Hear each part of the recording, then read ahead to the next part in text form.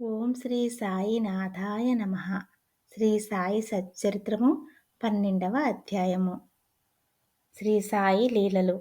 కాకా మహాజని, ధూమాల్ ప్లీడరు, నిమోన్కర్ భార్య, మూలే శాస్త్రి, రామభక్తుడైన ఒక డాక్టరు మొదలగున వారి అనుభవములు. శిష్టులను రక్షించుటకు, దుష్టులను శిక్షించుటకు భగవంతుడు అవతరించిన సంగతి పూర్వపు అధ్యాయములలో తెలుసుకున్నాము. కానీ సద్గురుమూర్తుల కర్తవ్యము దానికి భిన్నమైనది. వారికి మంచివాడును చెడ్డవాడును ఒక్కటే. వారు దుర్మార్గులను కనికరించి వారిని సన్మార్గమున ప్రవర్తించునట్లు చేసెదరు. భవసాగరమును హరించుటకు వారు అగస్త్యుల వంటివారు. అజ్ఞానమనే చీకటిని నశింపచేయుటకు వారు సూర్యుని వంటి వారు. భగవంతుడు యోగుల హృదయమున నివసించును. వాస్తవముగా వారు భగవంతుని కంటే వేరు కారు. సద్గురు శ్రేష్ఠుడైన శ్రీ సాయిబాబా భక్తుల క్షేమము కొరకు అవతరించిరి. జ్ఞానములో నుత్కృష్టులై దైవీ తేజస్సుతో ప్రకాశించుచు వారు అందరినీ సమానముగా ప్రేమించెడివారు. వారికి దేనియందు అభిమానము లేకుండెను. శత్రువులు, మిత్రులు, రాజులు, ఫకీరులు అందరూ వారికి సమానమే. వారి పరాక్రమమును వినుడు. భక్తుల కొరకు తమ పుణ్యమునంతయు వ్యయపరచి ఎప్పుడూ వారికి సహాయము చేయుటకు సిద్ధముగా నుండువారు. వారికిచ్చలేనిచో భక్తులు వారి వద్దకు రాలేకుండిరి. వారి వంతు రానిదే వారు బాబాను స్మరించువారు కారు. వారి లీలలు ఎరుగట కూడా తటస్థించదు. మరి అట్టి వారికి బాబాను దర్శించుకొనవలనను బుద్ధి ఎట్లు పుట్టును? కొందరు బాబాను దర్శింపవలననుకునిరి. కాని బాబా మహాసమాధి చెందు లోపల వారికి ఆ అవకాశము కలగలేదు. బాబాను దర్శించవలనను కోరిక కలవారు అనేకులున్నారు. కానీ వారి కోరికలు నెరవేరలేదు. అట్టివారు విశ్వాసముతో బాబా లీలలను విన్నచో దర్శనము వల్ల కలుగు సంతుష్టిని పొందెదరు. కొందరు అదృష్టవశమున వారి దర్శనము చేసుకున్నను బాబా సన్నిధిలో ఉండవలనని అనుకొనినను అచట ఉండలేకుండిరి. ఎవ్వరునూ తమ ఇష్టానుసారము షిరిడీ పోలేకుండిరి. అచట ఉండుటకు ప్రయత్నించినను ఉండలేకుండిరి. బాబా ఆజ్ఞ ఎంతవరకు గలదో అంతవరకే వారు షిరిడీలో ఉండగలిగిరి. బాబా పొమ్మనిన వెంటనే షిరిడీ విడవవలసి వచ్చుచుండెను. కాబట్టి సర్వము బాబా ఇష్టము పైననే ఆధారపడి ఉండెను. కాకా మహాజని. ఒకప్పుడు బొంబాయి నుండి కాకా మహాజని షిరిడీకి పోయెను. అచటొక వారము రోజులుండి గోకులాష్టమి ఉత్సవమును చూడవలనని అనుకొనెను. బాబాను దర్శించిన వెంటనే అతనితో బాబా ఇట్లనిరి: ఎప్పుడు తిరిగి ఇంటికి పోయెదవు? ఈ ప్రశ్న విని మహాజని ఆశ్చర్యపడెను. కాని ఏదో జవాబునివ్వవలెను కదా. బాబా ఆజ్ఞ ఎప్పుడైనా అప్పుడే పోయేదనని కాకా జవాబిచ్చెను. అందులకు బాబా ఇట్లనెను: రేపు పొమ్ము. బాబా ఆజ్ఞ అనుల్లంఘనీయము కావుననట్లే చేయవలసి వచ్చెను. అందుచే ఆ మరుసటి దినమే కాకా మహాజని షిరిడీ విడిచెను. బొంబాయిలో తన ఆఫీసుకు పోగానే వాని యజమాని వాని కొరకే కనిపెట్టుకుని ఉన్నట్లు తెలిసెను. ఆఫీసు మేనేజరు హఠాత్తుగా జబ్బుపడెను. కావున కాకా మహాజని ఆఫీసులో ఉండవలసిన అవసరము ఏర్పడెను. ఈ విషయమై యజమాని షిరిడీలోనున్న కాకా మహాజనికొక ఉత్తరము కూడా వ్రాసెను. అది కొన్ని రోజుల తర్వాత తిరుగు టపాలో బొంబాయి చేరినది. బావూసాహెబ్ దుమాల్. పైదానికి భిన్నమగు కథ ఇప్పుడు వినుడు. ప్లీడర్ వృత్తిలో ఉండిన బావూసాహెబ్ దుమాల్ ఒకసారి కోర్టు పనిపై నిఫాడు పోవుచుండెను. దారిలో దిగి షిరిడీకి పోయెను. బాబా దర్శనము చేసుకుని వెంటనే నిఫాడు పోవ సెలవు కోరెను. కాని బాబా అనుజ్ఞ ఇవ్వలేదు. షిరిడీలోనే ఇంకొక వారముండునట్లు చేసెను. ఆ తర్వాత అతడు బాబా వద్ద సెలవు పొంది నిఫాడు చేరగా అక్కడి మెజిస్ట్రేటుకు కడుపు నొప్పి వచ్చి కేసు వాయిదా పడినని తెలిసెను. తర్వాత ఆ కేసు విచారణ కొన్ని నెలల వరకు సాగెను. 4 మెజిస్ట్రేట్లు దానిని విచారించిరి. తుట్టతుదకు దుమాల్ దానిని గెలిచెను. అతని కక్షిదారు విడుదలయ్యెను. నిమోన్కర్ భార్య. నిమోన్ గ్రామ వతనదారును గౌరవ్ మెజిస్ట్రేట్నువకు నానాసాహెబ్ నిమోన్కర్ తన భార్యతో షిరిడీలో కొంతకాలం ఉండెను. ఆ దంపతులు తమ సమయమంతయు మసీదులోనే గడుపుచు బాబా సేవ చేయుచుండిరి. బేలాపూరులో ఉన్న వారి కుమారుడు జబ్బుపడినట్లు కబురు వచ్చెను. బేలాపూరు పోయి తన కుమారుని, అక్కడున్న తమ బంధువులను చూచి అక్కడ కొన్ని దినములుండవలనని తల్లి అనుకొనెను. కాని బేలాపూర్ పోయి ఆ మరుసటి దినమునకే షిరిడీ తిరిగి రావాలనని భర్త చెప్పెను. ఆమె సందిగ్ధములో పడెను. ఏమి చేయుటకు తోచలేదు. ఆమె దైవమైన శ్రీ సాయినాథుడే ఆమెనప్పుడు ఆదుకొనెను.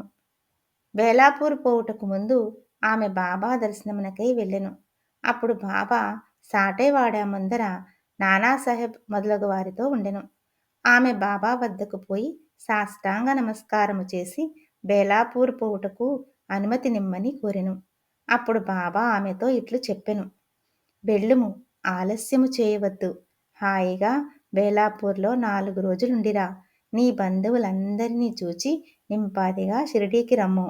బాబా మాటలెంత సమయానుకూలముగా నుండెనో గమనించుడు.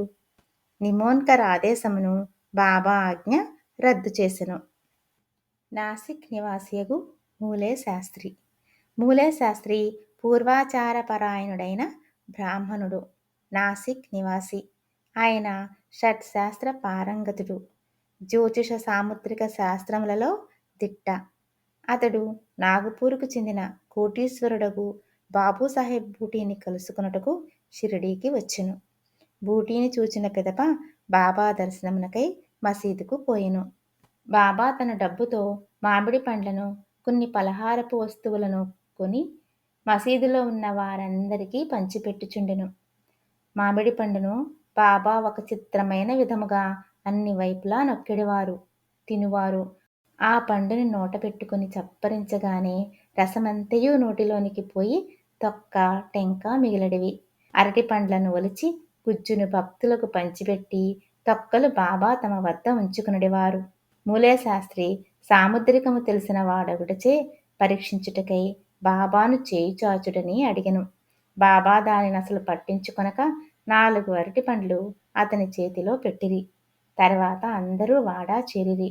మూలే శాస్త్రి స్నానము చేసి మడిబట్టలు కట్టుకుని అగ్నిహోత్రము మొదలగునవి ఆచరించుటకు మొదలెడెను. బాబా మామూలుగానే లెండి తోటకు బయలుదేరెను. మార్గమధ్యమున బాబా హఠాత్తుగా గేరు తయారుగా ఉంచుడు, ఈనాడు కాషాయ వస్త్రమును ధరించెదను అని అనెను. ఆ మాటలెవరికీ బోధపడలేదు. కొంతసేపటికి బాబా లెండి తోట నుంచి తిరిగి వచ్చెను. మధ్యాహ్న హారతి కొరకు సర్వము సిద్ధమయ్యెను. మధ్యాహ్న హారతికి తనతో వచ్చెదరా అని మూలే శాస్త్రిని బూటీ అడిగెను. సాయంకాలము బాబా దర్శనము చేసుకున్నదని శాస్త్రి బదులు చెప్పెను. అంతలో బాబా తన ఆసనముపై కూర్చుండెను. భక్తులు వారికి నమస్కరించిరి. ఆరతి ప్రారంభమయ్యెను. బాబా నాసిక్ బ్రాహ్మణుని వద్ద నుంచి దక్షిణ తెమ్మనెను. బూటీ స్వయముగా దక్షిణ తెచ్చుటకై పోయెను. బాబా ఆజ్ఞ అతనికి చెప్పగానే అతను ఆశ్చర్యపడెను. తనలో తానిట్లనుకొనెను, నేను అగ్నిహోత్రుని. బాబా గొప్ప మహాత్ముడే కావచ్చును, కాని నేనాయన ఆశ్రితుడను కానే. వారికి నేనెందులకు దక్షిణ ఇయ్యవలెను? సాయిబాబా అంతటి మహాత్ముడు బూటీ వంటి సంపన్నుని ద్వారా దక్షిణ అడుగుటచే అతడు కాదనలేకపోయెను. తన అనుష్ఠానమును మధ్యలోనే ఆపి బూటీతో మసీదుకు బయలుదేరెను.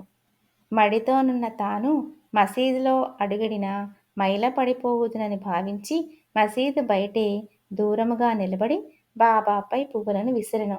హఠాత్తుగా బాబా స్థానములో గతించిన తన గురువగు గోలప్ స్వామి కూర్చుని ఉండెను. అతడు ఆశ్చర్యపోయెను. అది కళా నిజమా అని సందేహపడెను.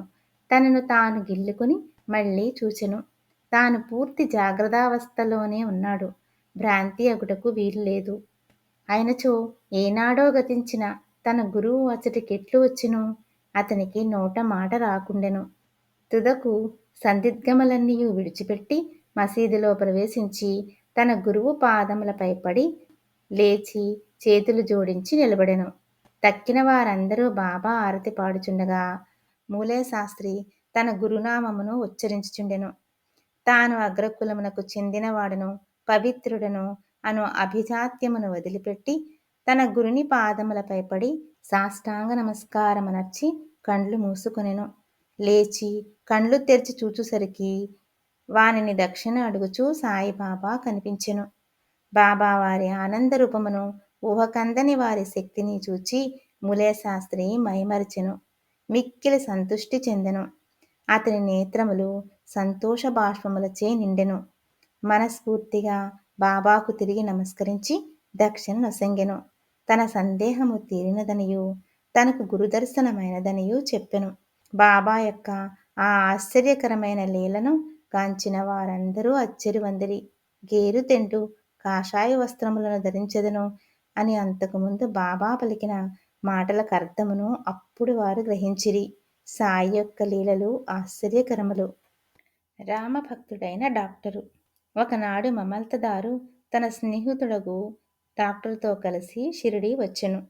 షిరిడీ బయలుదేరుటకు ముందు తన మిత్రునితో ఆ డాక్టరు తన ఆరాధ్య దైవము శ్రీరాముడనియు తాను షిరిడీకి పోయి ఒక మహమ్మదీయునికి మనస్కరించుట లేదనియూ చెప్పెను.